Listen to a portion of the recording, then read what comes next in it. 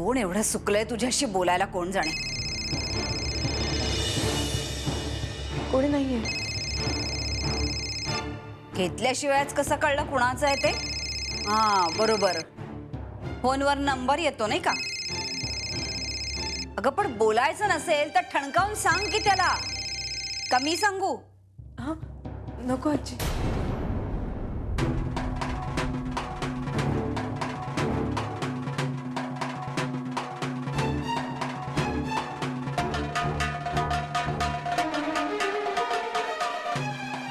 अगं बाई, अगं हे काय करून घेतलास? काय झालं आजी? काय बाई, एवढंसं काम सांगितलं तर लगेच रक्त काढलंस हातातनं.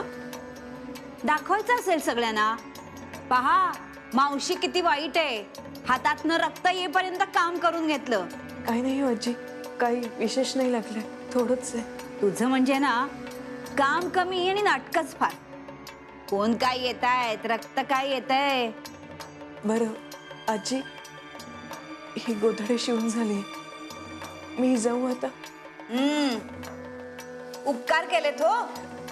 टळा टळा, कुठे टळायचे ते.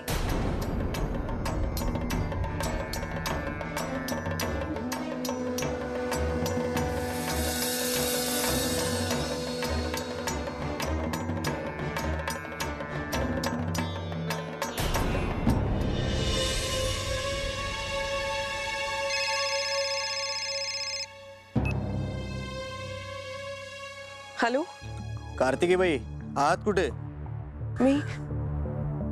मी घराच्या बाहेर आले. मी सुद्धा. काय? घरी पोचायच्याच तयारीत होतो. आता तुम्ही येत नाही म्हटल्यावर. नको नको, मी येतेचे पैसे घेऊन. तुम्ही आहात तिथेच थांबा. बरं, तुमच्या घराच्या मागे जी बाग आहे ना, तिथंच उभा आहे मी. हा.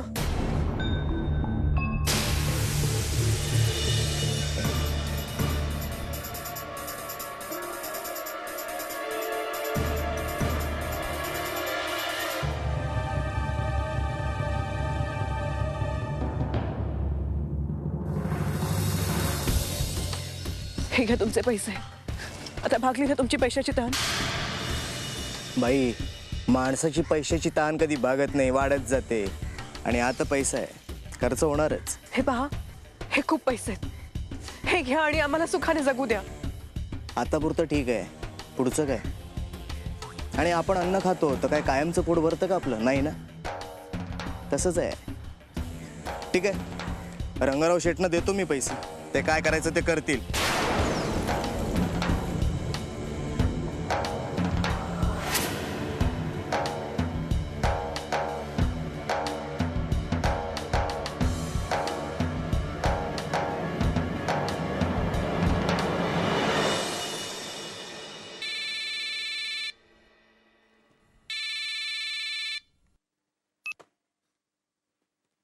हॅलो. नमस्कार पद्मनाभ साहेब, मी बालमित्र संस्थेतून बोलतोय. सुखात मे. हा सुखात मे, बोला. खास तुमचे आभार मानण्यासाठी फोन केला आहे. आम्हाला 1 लाख रुपयांची देणगी मिळाली तुमच्याकडनं. अगदी मनपूर्वक धन्यवाद. आय एम सॉरी, कितीची देणगी म्हटलं? 1 लाख रुपये. पण तुम्ही का असं विचारताय? अहो, तुमच्या मिसेसने तर आम्हाला पैसे दिले. I mean, I just wanted to confirm. ठीक आहे, मी थोडासा कामात आहे, आपण नंतर बोलूयात का? खरं सांगू साहेब, तुमच्या या देणगीमुळे आमच्या संस्थेला खूप मोठा आधार मिळाला. त्यामुळे सदैव तुमची आमच्यावर अशीच कृपा असावी. पुन्हा एकदा थँक्यू व्हेरी मच. या, थँक्यू.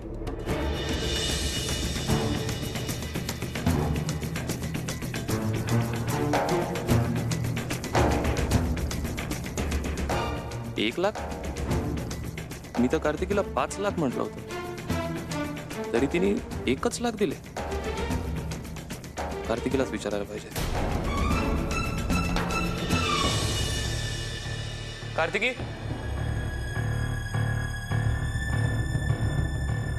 कार्तिकी,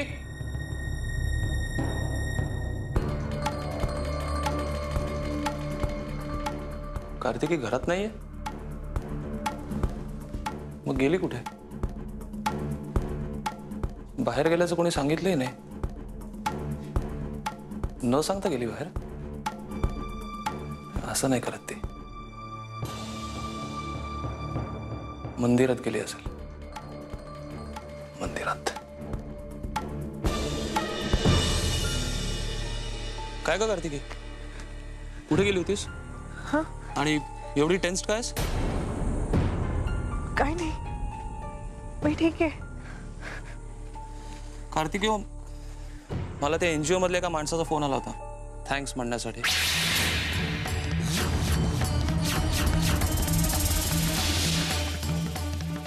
त्यांनी सांगितलं की तू त्यांना 1 लाख रुपये दिले म्हणून, पण मी तुला 5 लाख रुपये द्यायला सांगितले होते.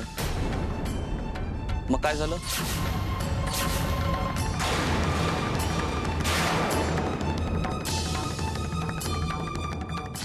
ते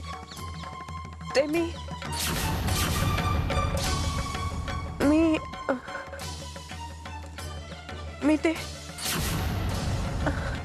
तुला एवढं घाबरायला काय झालं?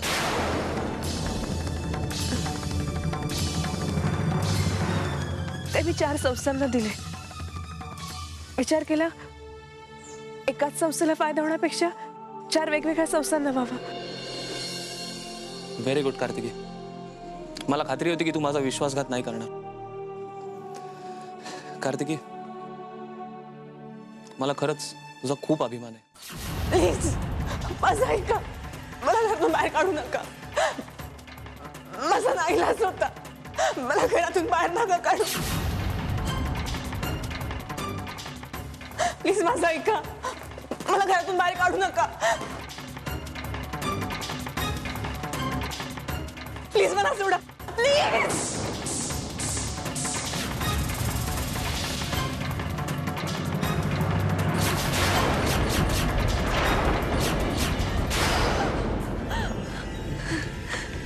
काय ग सौदामिनी, काय झालं? एवढी घाबरली का? हा, ताप अजून तसाच आहे. काय झालं? मला एक भयानक स्वप्न पडलं. कोणीतरी कार्तिकीला खेचत खेचत घराबाहेर काढतंय काय? आणि ती कळवळून याचना करते, तरी तशीच फरफटत बाहेर जाते. अहो, आपल्या कार्तिकी बाबत काहीतरी अघटित घडणार आहे. काय अर्थ असेल या स्वप्नाचा? का ते स्वप्न आहे? स्वप्नाचे कसले अर्थ लावत बसायचे? हा, हे बघ, आणि अर्थ काढायचा असेल ना तर तो असा आहे की तुझ्या अंगात ताप आहे आणि सतत तू कार्तिकीचा विचार करतेस ना, तुझ्या मनातली भीती अशी बाहेर पडते. आलं का लक्षात? अगं पडतात कधी कधी अशी स्वप्न. त्याचा संबंध वास्तवाशी जोडायचा नसतो. नाही हो, अगदी खऱ्यासारखं दिसत होतं सगळं. आणि तिथल्या कॅलेंडर मधली तारीखही मला अगदी दिसून आली. 30 सप्टेंबर 2010. हे बघ, अशी स्वप्न खरी ठरत नसतात. हा, तू लक्ष देऊ नकोस. हे बघा बाईसाहेब, तुमच्या अंगात ताप आहे, विश्रांती घ्या. चल चल चल चल.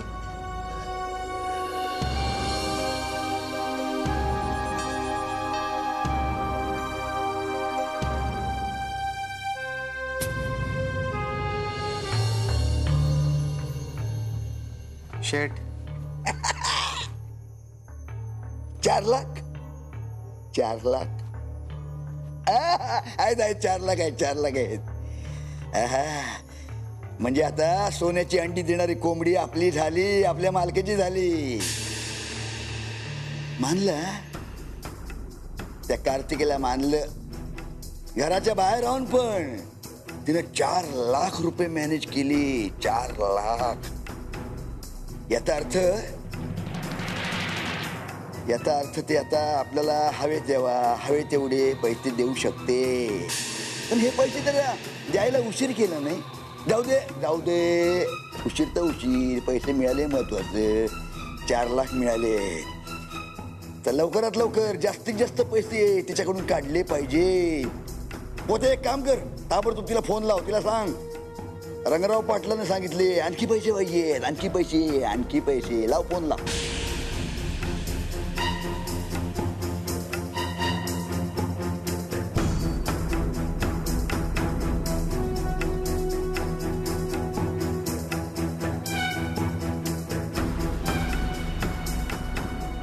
शेट फोन नाही उचलत आहे. पण नाही उठलं तर इकडे ये, सांगतो. इकडे ये.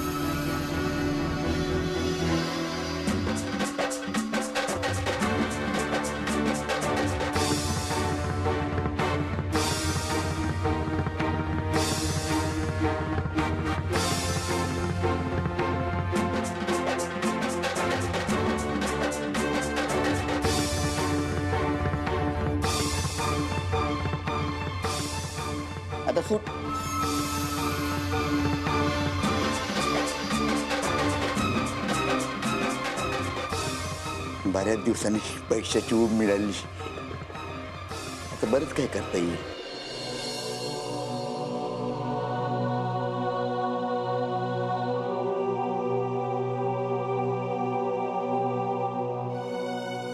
अगं आता पुरे कार्तिकी, कधीपासून उशाशी बसलीस? किती वेळाची सेवा करणार आहेस? तुम्हाला पूर्णपणे बरं वाटत नाहीये तोपर्यंत. मला माहितीये तू काय माझं ऐकणार नाहीस. आई, पण आपलं बाळ आज किती गप्प आहे ना. नाहीतर इतर वेळेला त्याला कार्तिकीच लागते. आज त्याला कळलंय आपल्या आजीची तब्येत बरी नाहीये आणि त्यामुळे आपली मावशी कामात असेल. हो ना? अगदी समजूतदार आहे बाळ. त्याने मावशीचाच गुण घेतला वाटतं. आई, मी विशेष असं काहीच करत नाहीये. असं कसं? तू किती गुणाची आहेस ते मला माहितीये ना, आणि तुझं कौतुक करायलाच हवं. अगं, माझी आणि ह्यांची खूप इच्छा होती आम्हाला मुलगी व्हावी म्हणून. हो, पण झाले मुलगीच. आमची देवाकडे नेहमी तक्रार असायची. आम्ही देवाला म्हणायचो की देवा, हे काही बरोबर केलं नाहीस तू, आम्हाला मुलगी नाही दिलीस तू, आमच्यावरती अन्याय केला देवाने. कारण अगं शेवटी मुलगी ती मुलगीच. तिच्यासारखी माया त्या मायाला सर नाही येणार. आणि त्यामुळे आम्हाला असं वाटायला लागलं की आता त्या मायाला आम्ही कायमचे अंतरलो. पण आता नाही आहे तसं. आता मला कळलं की तेव्हा देवानं आम्हाला मुलगी का नाही दिली ते. कारण त्याला तुझ्यासारखी गोड मुलगी आम्हाला द्यायची होती. उशिरा का होईना तुझ्यासारखी एक मुलगी आम्हाला मिळाली. आणि आम्ही भरून पावलो. कारण आम्हाला मुलगी झाली असती तर ती तर लग्न करून सासरी गेली असती. पण तू आमच्याकडे कायमची राहणार आहेस, आमच्या जवळच. आई,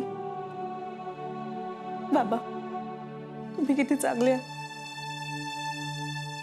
किती प्रेम करता माझ्यावर. कधी कधी मला असं वाटतं तुमच्या या प्रेमाला मी पात्र आहे की नाही. मला नको इतकं महत्व देऊ. का म्हणून? अरे बेटा, यू डिझर्व इट.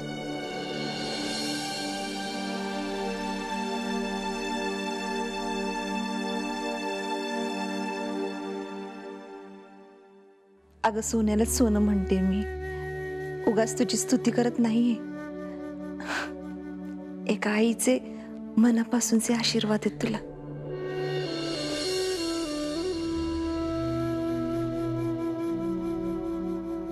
आई, बाळाला गुटी द्यायची वेळ झाली. मी आलेच. असं ताई, जा तू. आईंची थोडी सेवा मला पण करू दे आता. आलेच मी.